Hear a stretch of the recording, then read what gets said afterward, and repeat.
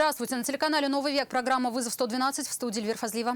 И сегодня мы расскажем о поисках 75-летнего рыбака, пропавшего на Волге после столкновения резиновой лодки с моторной. Покажем старт судебного процесса по смертельной аварии скорой помощи и автобуса в январе этого года на улице Мавлютова в Казани. От меня все, что возможно было сделать, я сделал. На скамье подсудимых водитель неотложки. А также хроника дорожных происшествий и жаркие споры о виновности в аварии. Потому что я не хотела врезать вашу поэтому я потом сюда взяла. Это и не только. Прямо сейчас. Спасатели сейчас ищут 75-летнего мужчину, рыбачивший на резиновой лодке на Волге недалеко от автомобильного моста трассы М7. Он пропал после наезда на него моторной лодки. Его лодка стояла на якоре за судовым каналом, когда на нее налетело металлическое судно. Согласно правилам, моторная лодка должна уступать всем судам, в том числе и немоторным, и парусным. В результате столкновения резиновая лодка опрокинулась. Рыбака своими силами найти не смогли и обратились к спасателям. Приволжский районный суд сегодня приступил к рассмотрению уголовного дела о смертельной аварии 12 января на улице Мавлютова в Казани. Напомним, тогда в результате лобового столкновения скорой помощи и городского автобуса погибла 80-летняя пациентка неотложки, которую экстренно везли в РКБ с кровотечением. Двое медработников получили травмы. Виновным в произошедшем следователи посчитали водителя скорой. Он двигался по встречной полосе, не убедившись, что ему уступают дорогу. Я спасал человеческую жизнь. Вот и все. От меня все, что возможно было сделать, я сделал. Вину признал. В тот роковой день за рулем скорой помощи находился Денис Дегтярев. У него был выходной, но коллега попросил его подменить. Что происходило 12 января, помнит, как будто это было вчера. Вызов, рассказывает, был экстренный. У 80-летней пациентки кровотечение. Доставить в РКБ ее надо было как можно быстрее. Счет шел на минуты. На улице Мавлютова движение было плотным. Машины не стояли, но двигались медленно. А времени у них не было, поэтому и выехал на встречную полосу. Она была совершенно свободна. Только вдалеке на остановке стоял автобус. И когда с общественным транспортом практически поравнялся, из-за него прямо на левую полосу вдруг выехал еще один. Затормозить времени уже не хватило. Столкновение было лобовым. По предварительным данным, водитель автомобиля скорой помощи, двигаясь по улице Мавлютова со стороны улицы Гарифьяна в сторону улицы Парина, по встречной полосе со включенными проблесковыми маячками совершил столкновение с автобусом, который двигался во встречном направлении. В результате дорожно-транспортного происшествия пострадали 2 человека. 1 человек погиб. 80-летняя пациентка скорой в результате столкновения ударилась головой о поручень каталки и упала на пол. От полученных травм она скончалась на месте. То, что причиной смерти стала именно травма головы, позже установили эксперты. 2 фельдшеров пострадали, их госпитализировали. Пассажиры общественного транспорта травм не получили. Тогда водитель автобуса признался, что когда начал объезжать стоящий впереди транспорт, не видел скорую на встречной полосе и не слышал спецсигналов. Потом, когда уже объехал автобус, затормозить не успел. Сирена она была? Я не знаю, я не видел. Я выезжал из автобуса, он на скорости больше ехал, не успел он остановиться, ничего.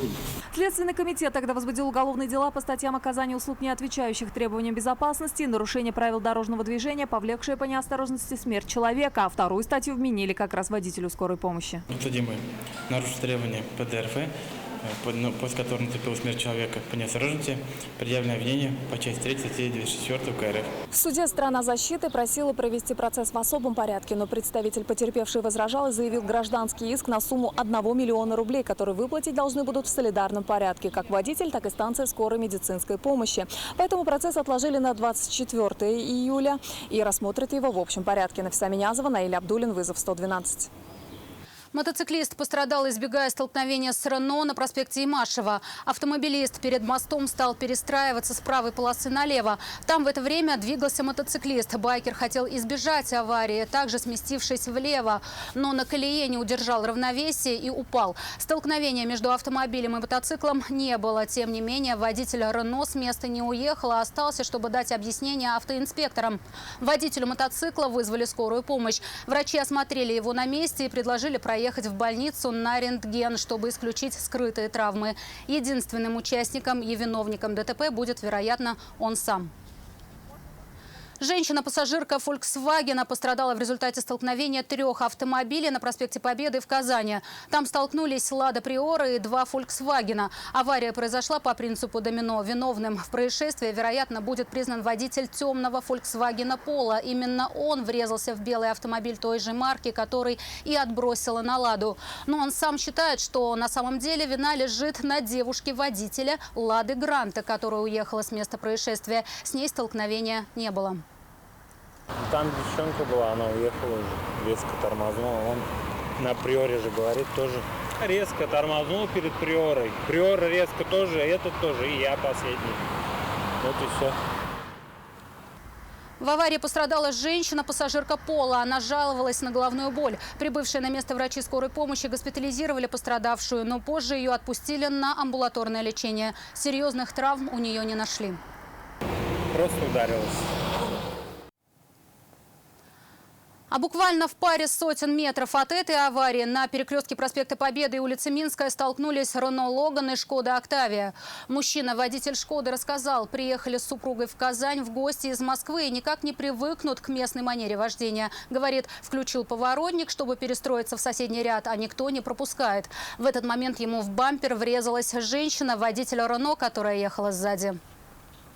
В Москве, да, только поворотник включил, раз, 2, 3. Все, заходи. Там пропускаю. А здесь как пришел, так и везде.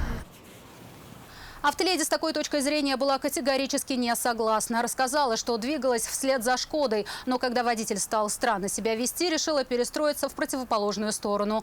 Но он, включив правый поворотник, стал перестраиваться налево. Как раз в этот момент она его объезжала. Автомобили столкнулись бамперами. Он почему-то стал вилять туда, что туда идет. Он говорит, на той стороне машина. А я говорю, а я лошадь, что ли? Я говорю, лошадь, я жду машина. Я жду по своей полосе и еду. Версию водителя «Шкоды» о том, что все случилось из-за большой скорости Рено, считает несостоятельной. О чем прямо на дороге у них и разгорелся жаркий спор. Свою вину в произошедшем никто из водителей не признавал. При чем тут тормозной? Теперь. Потому что я не хотела врезать вашу поэтому я по тормозам сюда взяла. Что у вас? Ага. Да. На заднюю часть машины. Вот так хотите вы услышать? То вправо, то влево. Поворотник вправо включить, а едет влево. Это нормально? Да? Потому что справа стоит машину. А зачем вы включили поворотник вправо? Чтобы не пропустили, а у вас здесь Как никто не пропустить? пропускает. Я виновата оказалась, что они вас вы не сзади пропустили. летели. Вы сзади летели. У меня не самолет, Оттуда. чтобы лететь. Что вы говорите? С наркотиками полицейские задержали 25-летнего казанца. Он вызвал подозрение тем, что, увидев сотрудников патрульно-постовой службы, выкинул несколько свертков с порошком на землю. Все, что он выкинул, изъяли. В сделанных им закладках нашли еще. Экспертиза установила, при себе у него был мефедрон.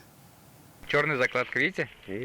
2 свертка 25-летний молодой человек выбросил, увидев полицейских. При себе у него было еще несколько пакетиков с порошкообразным веществом.